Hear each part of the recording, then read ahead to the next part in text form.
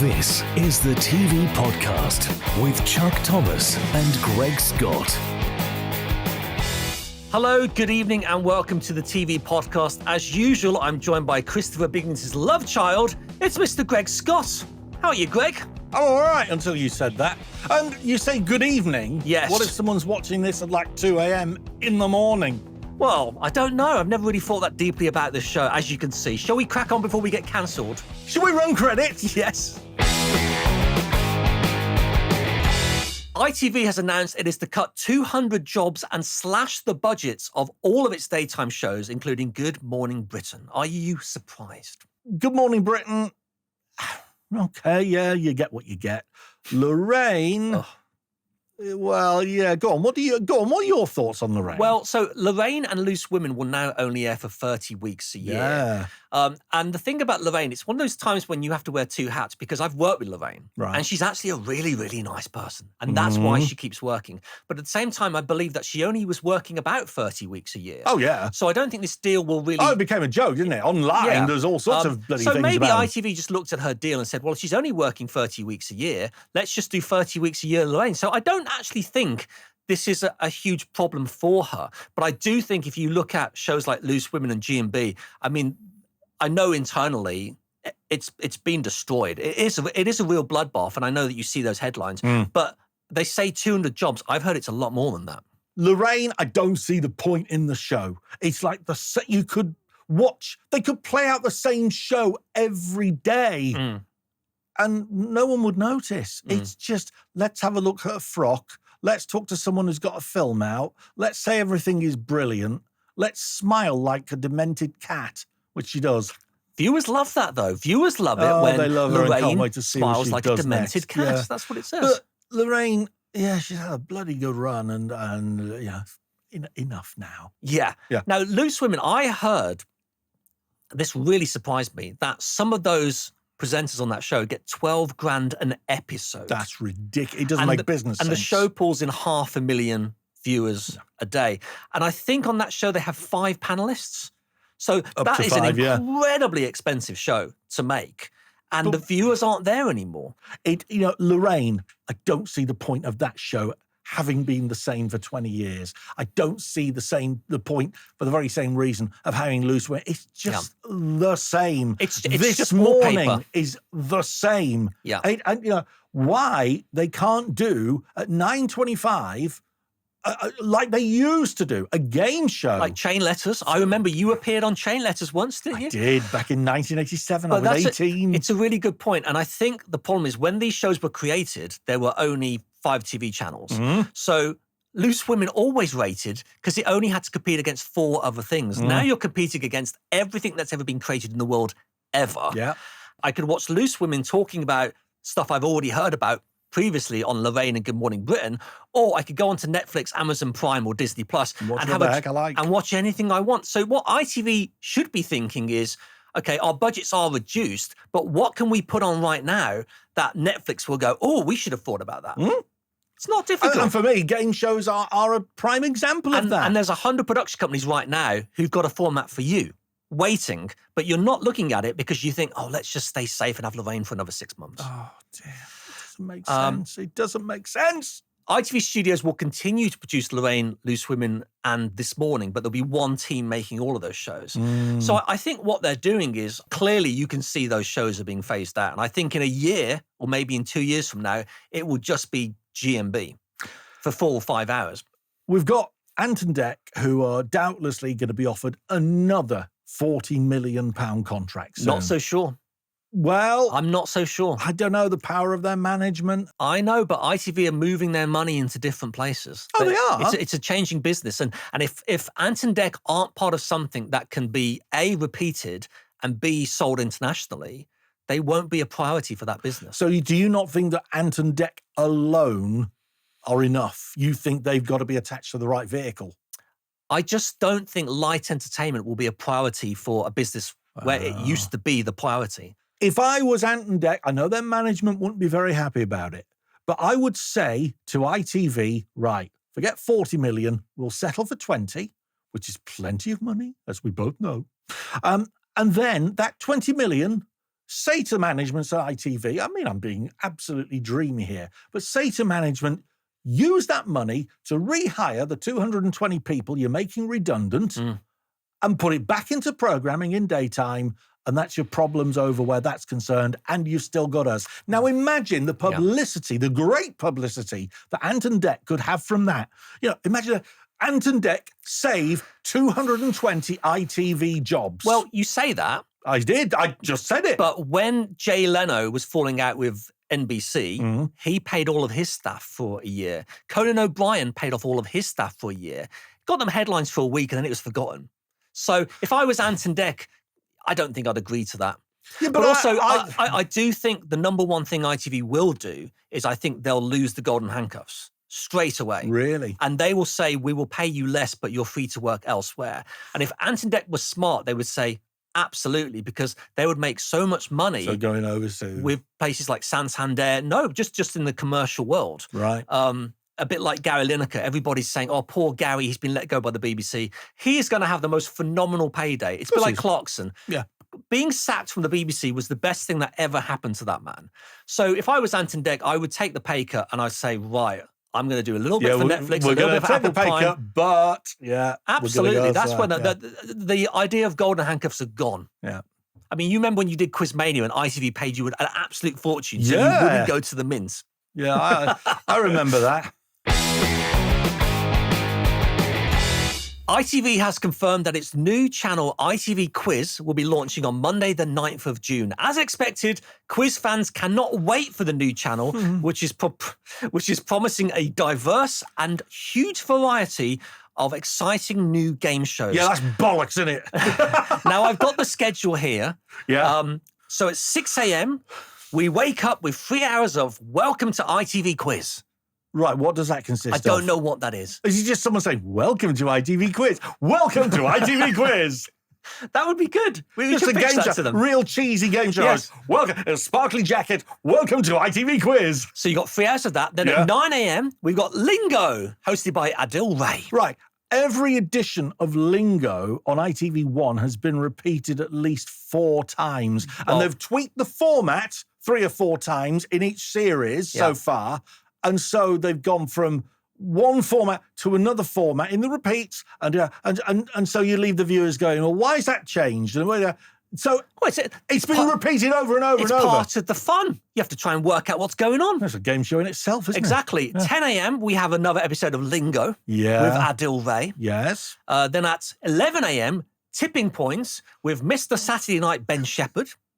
Then at 12 p.m., another episode of Tipping Points with Mr. Saturday Night Ben Shepherd. Another show that's repeated the arse off. A bit of variety, lunchtime, 1 p.m., it's Wheel of Fortune with Graham Norton. They've only made about 15 or 20 of those, haven't they? Then, 2 p.m., it's Wheel of Fortune with Graham Norton. If they've only made about 20 of those, that's going to be 2 weeks. Are they going to start repeating those again? Yes, they are.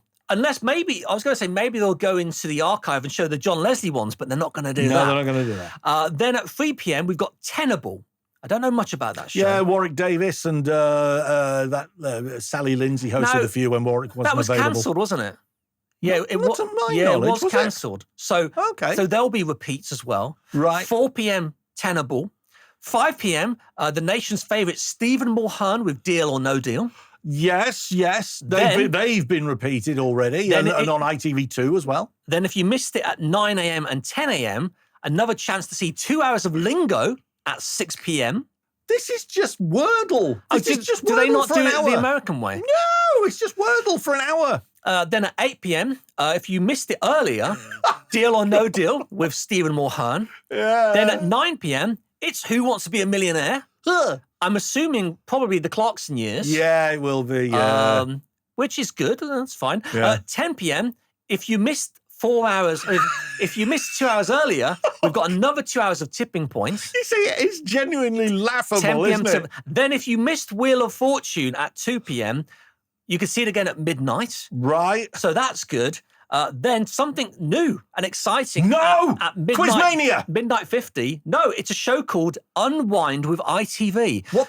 What's that? Now, this is down as documentary.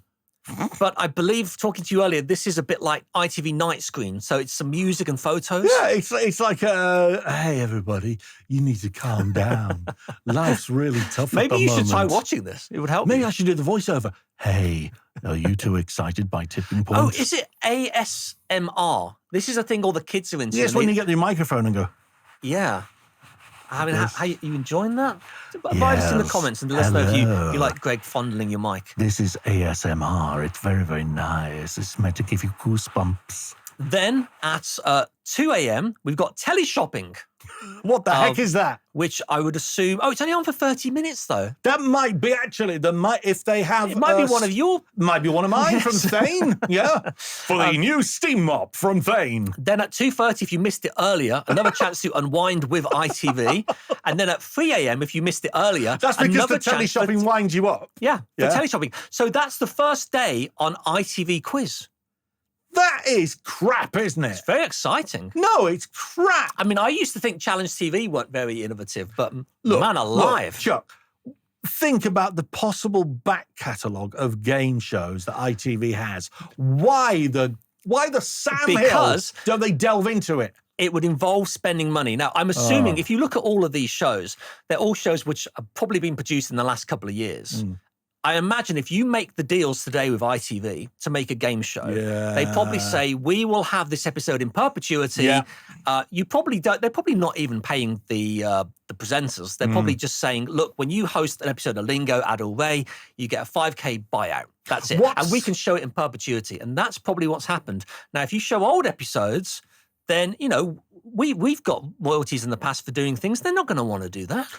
What other shows are they going to be able to put on? What are the shows, you know, Well, I when mean- they do eventually change the schedule? Perhaps there may be a spin-off of Unwind with ITV. Unwind with ITV2. The return. Yeah. Yes. But talking with Quizmania, we should point out that it's the 20th anniversary of Quizmania in August, Yeah. and we will be here presenting a special anniversary edition of Quizmania 20 Yeah. with Flash, the Yeah. cameraman, and Debbie King. Yeah.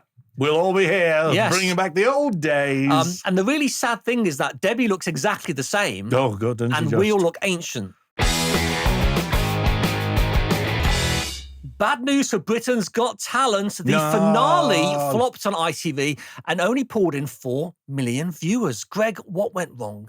15 million down from its heyday. Yeah. I mean, the show... Look, if you step back from it and look at how it used to be, it's always been fondled and messed around with to make it look like it's not genuine. It's always been done so badly, but it's even worse now. It's just a shocking show. And I know times have changed. I know we have many, many more channels and the choices there. But 4 million, really, for a show that ITV rely on to get revenue? But the final ran for 3 hours. Do you think that was slightly too long? It's overkill, isn't it? I mean, why do you need 3 hours? I mean, some of the acts weren't on there that long. So what is all the filler apart from commercial? I'm sure that it's become a new catchphrase for Ant and Dec. Yeah, we'll be back in. It's time for another break now. Time for another short break. So I haven't watched that show probably since Susan Boyle won it. I can't remember when that was. Why don't you watch Well, it? because for me, it's one of those shows that once you've seen it, you've seen it. Yeah, even though the acts are different. Yeah, and also In a way. there was something about it in the editing. It's based on the American model, which is America's Got Talent, which is very much, it's more kind of like heightened reality. So, you know, we put a camera on the studio audience, we hear what they're saying. I don't know if they still do that. Yeah. But for me, I never liked that. Well, they do that in the recorded shows, and I think I've mentioned this on a previous poddy, as we call it in the trade.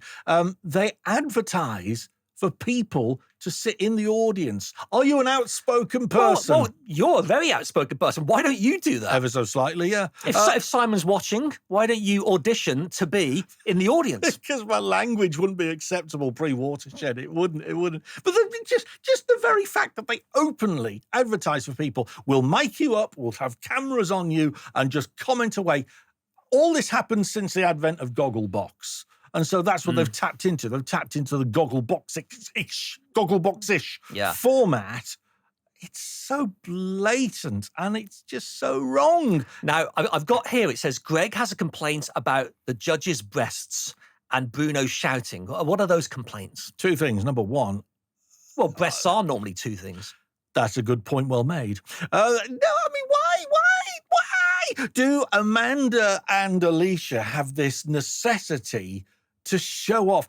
The dresses are cut right to the edge. It couldn't be nearer the nipples. I would assume it's for the ratings, and I've said this to you many times. Not You working. have larger bosoms than Amanda Holden. I do. If you would just show them off a little bit, I think we could get the ratings over 10,000 for the TV podcast. What do we think, ladies and some young gentlemen?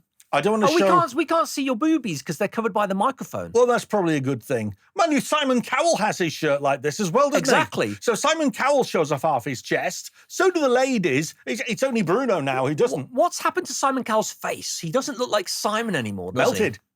It's melted, hasn't it? I mean, good Lord, he's had so much work done on his fizz-on. Do you know there's some very special lighting that's also been applied to the set of... Someone told me this years ago. But you know, like in this studio, in traditional TV studios, you have huge lighting from above.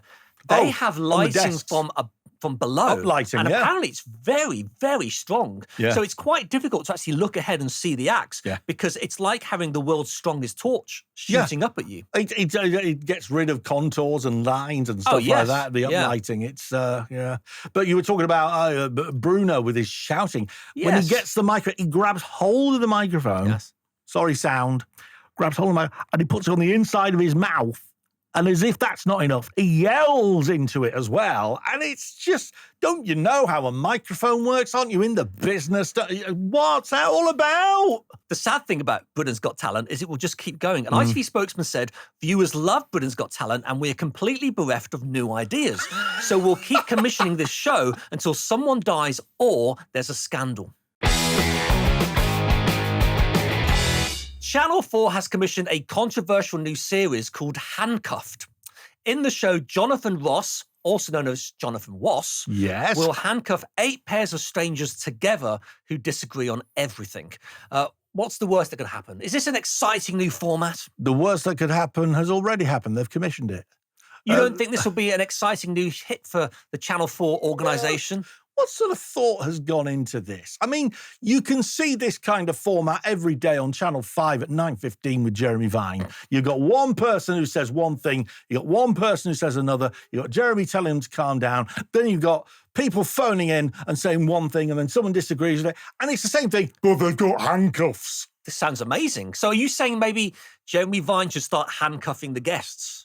I just think all this sort of television, what does it serve to do? What does it serve to do apart from riling people up, which is the last thing we want in this day and age? It's not good for your blood pressure. I know that. Well, it's darn not. Jonathan Ross has said this experience could heal a fractured Britain. So what he's trying to do is bring people together again. Right, by handcuffing them. Now, the couples will be handcuffed together through thick and thin as they navigate eating, sleeping, and defecating. That's what the show's going to be. So it's not just about making sure they stay together when they fall out. It's when stuff falls out of them as well. Yes, so 2 weeks handcuffed together, sleeping, eating, defecating. I mean, it's got it all. And at the same time, they will hate each other. You know, when they defecate, you know, do they wipe each other's Why does your bottoms? mind go to that? Your mind always goes there. Well, there's so much more to this show than the defecating. No, but the TV executives who have commissioned this, they talk out of their asses, so why not? You know, it's honest. I mean, let's say it's a 6-week run. You're going to be bored of this after 3 weeks, aren't you?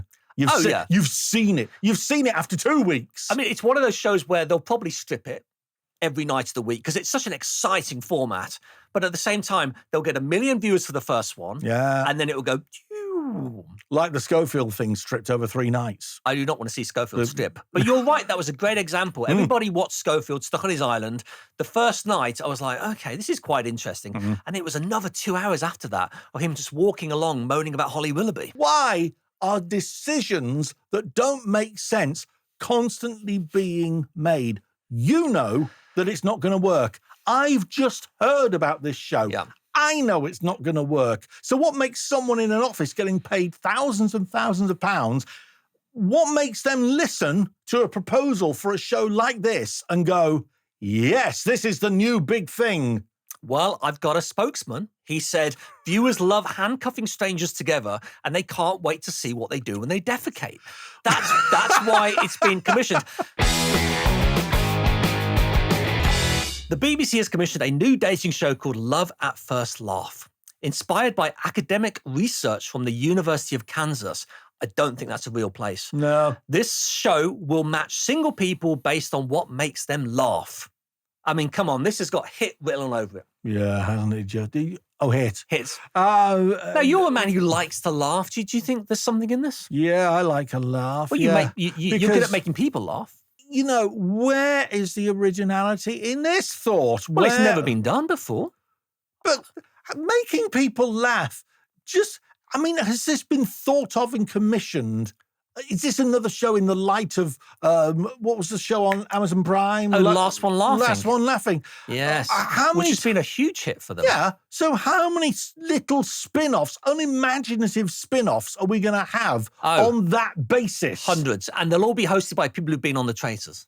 Yeah. You know it. Yeah. Now, in the show, a group of social media stars will watch some of the BBC's best comedies, such as Mrs. Brown's Boys and Citizen Khan. Their smiles will be tracked using bespoke face tracking technology. Based on the results, the most compatible participants will be matched and sent on dates together. So there's a bit of science going on here. I understand that, because if I was looking for a new lady, which I'm not, if I was looking for a new lady and she laughed at Mrs. Brown's Boys, Yes. I'd run a mile. What, has the current Mrs. Scott ever laughed at Mrs. Brown's Boys? No, she bloody hasn't. Now, a BBC spokesman said comedies aren't just for laughs. Yes, They can be a great relationship test too.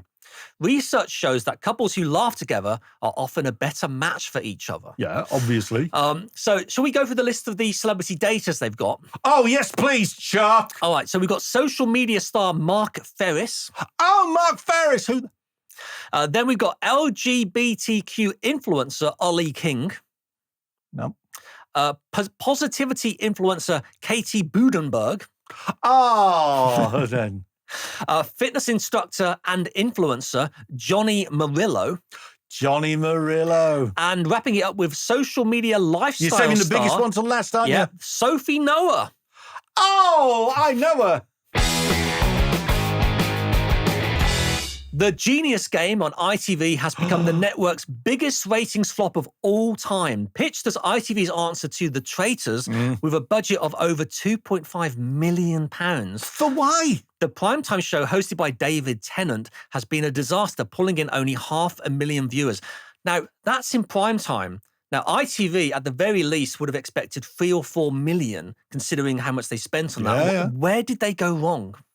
I think that we've seen ITV were desperately trying to find something to replicate the success of Traitors. They've rushed something through. They haven't thought it through properly.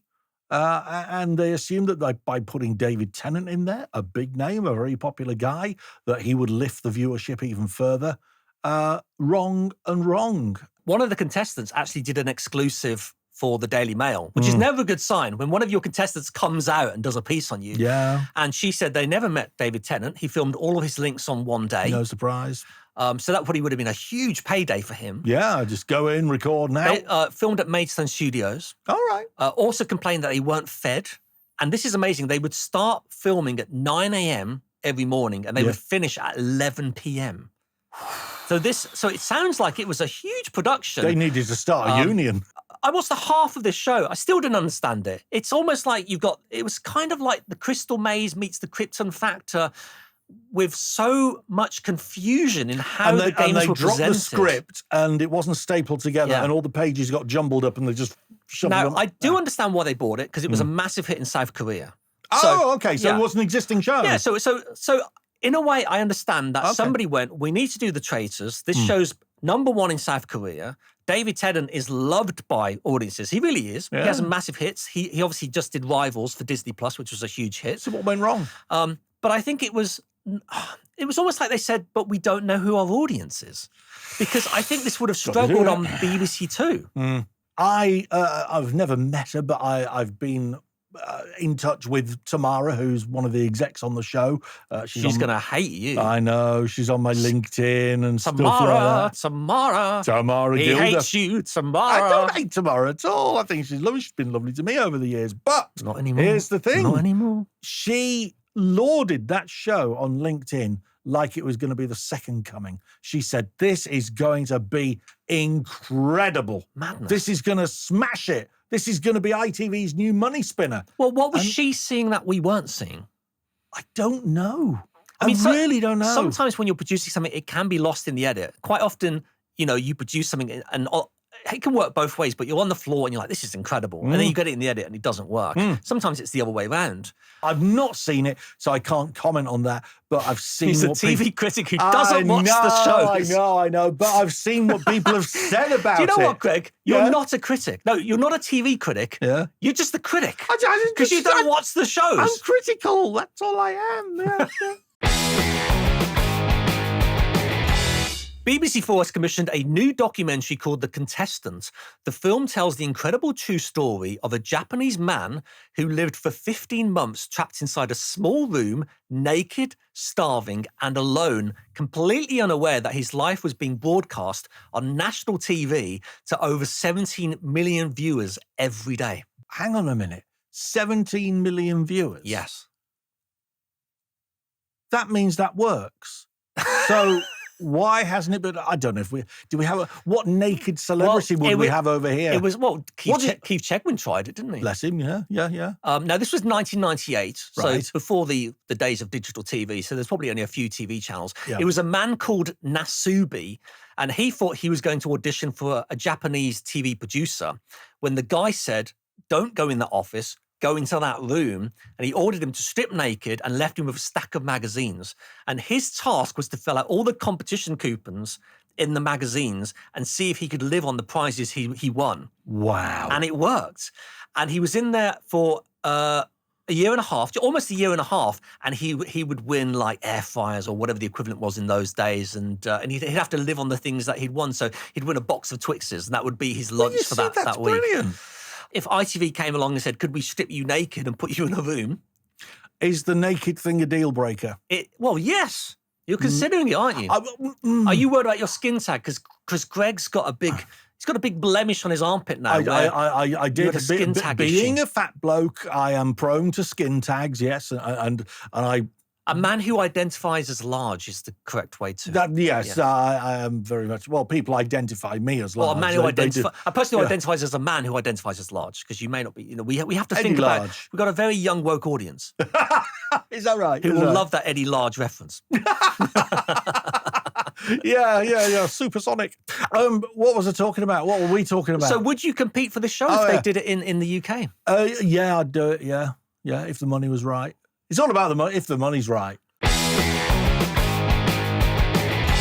Now, not many people know this, but this year, thousands of copyrighted characters created in 1929 have become public domain. So What do you mean? Well, this means anyone can use these characters for making money and you will never get sued. And there's loads of them. So this year, there's Popeye. This is why I have Popeye. You got Popeye on your chest. Yep. So there's Popeye and there's Tintin. This is a great way to make money. So if you want to do anything with Popeye and Tintin, you can bring out a movie, a book, a story. You could do anything. OnlyFans. But it gets tricky. Popeye didn't... That's a good idea. Popeye didn't start eating spinach until 1932. So if you make a film today with Popeye eating spinach, you will get sued. But providing he doesn't eat spinach, this is a great money-making scheme for us. We could do the Popeye podcast. What could Popeye eat instead of spinach? Tintin. He could eat Tintin. He could eat, well... Because Tintin's available. That's after the watershed. 2029, King Kong's available. Right. Yeah. 2030, Donald Duck, Mary Poppins. I'm telling you, this is going to be a big business. We could do a late-night version of the TV podcast and have Mary Pop-outs. I like it. Yeah. Daffy Duck, 2033, and this is the big one. Go on. In 2035... Batman will be in the public domain, which means No anyone way. in the world can make a Batman movie. How mad is that? This is going to be a big thing. Popeye. There he is. So this T-shirt, Yeah. they've paid nothing for this. Anyone can do a Popeye T-shirt. Good Lord. This excites me. Yeah, but who actually watches Popeye nowadays? That's the problem. With Popeye anyway, I mean, Batman and everything will go on forever. People will pay for a Popeye movie. Wow. IP there. It's IP. You pee where? IP there. And on that bombshell, it always comes down to peeing with him. I'm going to say thank you very much to Greg Scott. And before we go, Greg has prepared something very special for you, all about ITV. Yes, just in the wake of ITV making swinging cuts to budgets on programmes and stuff, I've put my mind to it and thought, what cuts are they going to make and how's it going to affect what you see on the screen? So here's just some examples of what you can expect to see on ITV over the coming weeks, months and years. 12:30, Loose Woman. Just one woman, a mad female, sat at a desk ranting for an hour about the lack of bin collections in the area. 3 o'clock, Jeopardy. Not a quiz show, but live footage of ITV execs discussing the future of the channel as long as clueless gorps remain in charge. 4 o'clock, if they can wrestle it from the grips of ITV Quiz. Tipping Point, another chance to see a repeat of an edition of the quiz, which has already been repeated 8 times on ITV1 and 11 times on ITV Quiz. Moving into prime time now, and at 9 o'clock, the Martin Lewis Money Show. This week, money-saving expert Martin Lewis, for it is he, advises ITV Director of Programmes Kevin Ligo on the measures he can take in order to run a TV channel for just £79 a week. And finally, at 10:55, any old shite. It really doesn't matter anymore, as the 26 viewers we had a few moments ago have gone to bed. And that's your new lineup on the new cheap ITV. That was the TV podcast with Chuck Thomas and Greg Scott.